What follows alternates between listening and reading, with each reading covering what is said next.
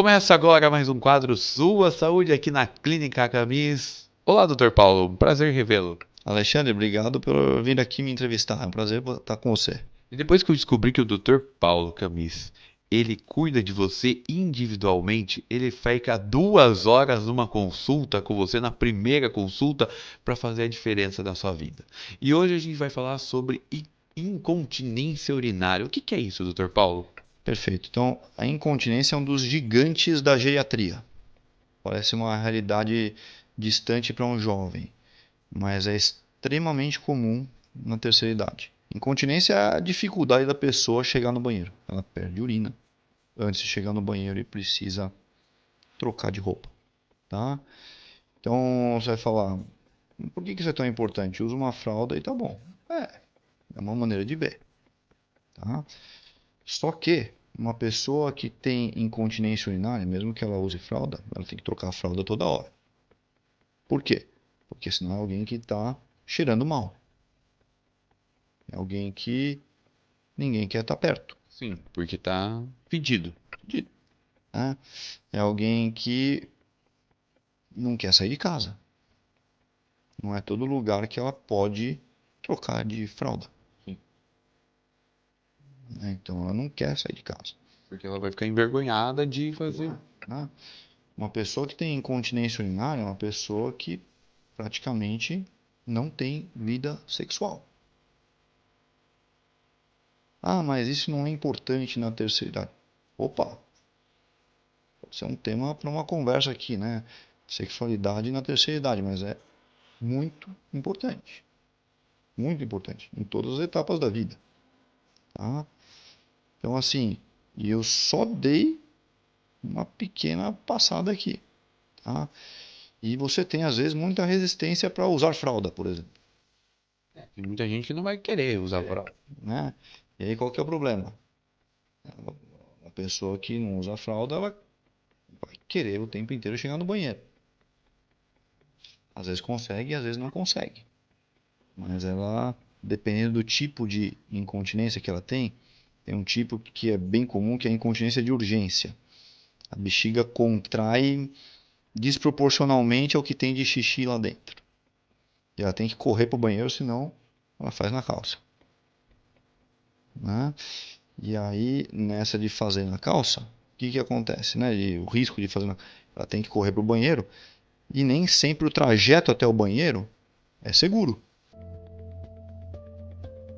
Pode acontecer alguma coisa, pode escorregar, pode cair. Exatamente. Então, dependendo de como é o trajeto até o banheiro, ela vai ter que correr, a agilidade física, as pernas não estão tão fortes, artrose de joelho, alteração de sensibilidade nos pés, é um risco de cair. E a gente já falou sobre isso aqui. Um idoso que cai, é um idoso que tem uma tendência maior de morrer. Você fala, caramba, num jovem uma incontinência é só perda urinária. Num idoso é um risco de cair. Você vê a interação entre o aparelho urinário e o aparelho locomotor na terceira idade. Né? Você acha que não tem nenhuma relação. Ó. Urina é uma coisa, né? Mobilidade é outra. Não. Um idoso que tem incontinência é um idoso que cai, é um idoso que morre. Olha só a conexão dos sistemas, né? Como eles estão próximos. Tá? E a gente tem que estar atento. Por quê? Porque a incontinência ela é tratável. E quais são as causas da incontinência urinária? Então vamos lá, tem dois grupos principais aí. Tá? Isso eu estou falando das incontinências mais persistentes, tá? Porque, por exemplo, se a pessoa tem uma infecção urinária, às vezes é um negócio pontual, você trata e acabou. Se a pessoa está confusa das ideias, né? Você trata a causa daquela confusão, ela volta para o normal dela e acabou. Na mentalidade, a pessoa também pode desenvolver incontinência. Confuso, a última coisa que você vai lembrar é de ir no banheiro. Ué, vai estar fora do ar lá, você vai fazer onde você estiver. Né? Então, uma das maneiras de você entender isso daí também, né? Porque você tem causas reversíveis de incontinência urinária, tá? Então, assim, tem, mas eu vou falar dos dois principais problemas aí. Um em que o problema está no esfíncter, naquele músculo que segura o xixi. tá? Esse esfíncter, que é um músculo que você contrai para segurar o xixi, se ele está muito fraco, quando você der uma tossidinha, vai escapar. Quando você der, sem perceber, uma risada, esse músculo relaxa e aí escapa o xixi, né? Então, essa é uma incontinência de esforço. Ou quando você levanta, faz uma força com a barriga, aquela pressão da barriga aumenta transitoriamente, escapa. E ela é causada por que essa perda dessa musculatura? Vários motivos, tá? Mas a mesma perda muscular que afeta as suas pernas, por exemplo, ela pode afetar o esfíncter. Então, por exemplo, assim, uma pessoa que não faz muito exercício de perna pode levar ao esfíncter não controlar mais a urina? Tem correlação, mas não é a principal causa.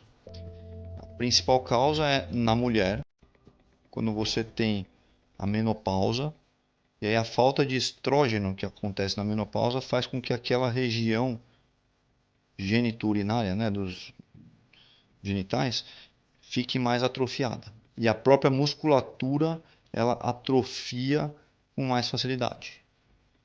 Então a mulher ou faz uma reposição hormonal local ou sistêmica, se ela não tiver nenhum problema, né, nenhuma contraindicação, ou ela tem que fazer muito exercício pélvico para aquela região, porque se você fortalece o esfíncter, você cura a incontinência de esforço. Se o problema está lá. E o segundo grupo? Só para completar rapidinho, nos homens a gente vai ter problemas de esforço quando você frequentemente tem um problema prostático. Não, na próstata. Em geral, pós-cirurgia de próstata. Quando você lesa a musculatura da continência urinária ou os nervos que fazem a musculatura contrair. Tá? Outro grupo, né? O problema não está mais no esfíncter. O problema está na bexiga. Aquele órgão que armazena a urina. A bexiga só armazena urina, só isso. Só armazena e ela tem que esvaziar no momento certo. Tá? Então, o que que acontece? Se a bexiga, por um motivo que seja, fica muito sensível, ela vai contrair demais quando não deveria. Eu vou dar um exemplo que provavelmente todo mundo aqui já passou. Qual? Você não estava com vontade 10 segundos atrás. Aí você pôs o pé dentro de casa. Daí teve, bom. Aí falou, caramba, mas eu produzi tanto xixi e a bexiga encheu tão rápido, né, em 10 segundos que eu tenho que correr para o banheiro? Não faz sentido, né? O que que aconteceu? Você criou um gatilho. Aquela bexiga está contraindo quando você põe o pé dentro de casa e você sente aquela vontade imperiosa de fazer xixi. Então, esse é um exemplo de urgência para ir no banheiro. Só que aquela urgência pode virar uma urge-incontinência, né? Quando escapa, você tem uma incontinência. Quando não escapa, é só uma urgência. Então, o problema está na bexiga que contrai mais do que deveria. E esses gatilhos são causados do porquê? Tem uma questão psicológica e tem questões medicamentosas e de como a pessoa envelheceu.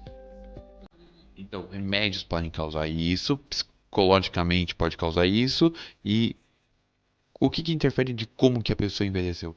Perfeito. Então, ao longo da vida, a pessoa pode ter feito vários gatilhos. E ao longo da vida, ela pode ter desenvolvido uma hipersensibilidade daquela região. E aí, nessa de ficar muito sensível, o corpo produziu um pouquinho de xixi, ela já tem que correr para o banheiro. Então, às vezes, ela vai no banheiro e fala: caramba, eu estava com tanta vontade, fiz só isso? Está desproporcional aqui, né? O que está acontecendo comigo? É isso que está acontecendo. Você tem uma bexiga que contrai mais do que deveria. E aí você pode, né, desfazer esse gatilho. Com tratamento é. Tratamento medicamentoso ou não medicamentoso. Tem exercícios especializados para isso. Tem fisioterapeutas focadas nisso. Uma delas eu até entrevistei no meu canal. Karine Zamberlan, excelente profissional. Para fazer tirar a sensibilidade da bexiga. Exatamente. Você vai fazendo exercícios que vão reeducando aquela região. Pode até ter benefícios outros, tá? Para a mulher, que é muito mais acometida. Por exemplo, benefícios na vida sexual, né? Ela vai contrair melhor até a vagina. E tem também outras causas para incontinência urinária. Tem muitas outras, tá? Então, você pega a incontinência por transbordamento, quando a pessoa tem uma obstrução causada pela próstata, por exemplo, no homem, ou a bexiga para de contrair. É o oposto, em vez de contrair demais, ela contrai de menos ou não contrai. E aí é só quando transborda mesmo e a pessoa perde de uma vez. Tá? E tem uma outra incontinência que a gente chama de funcional, que o problema não está no aparelho urinário. Está nas pernas. Está em alguma situação que dificulte ela de chegar a tempo no banheiro. As pernas podem ser uma causa. A visão também pode ser uma causa. A visão também pode ser uma causa, né? A habilidade manual pode ser uma causa. De abrir a porta, por exemplo.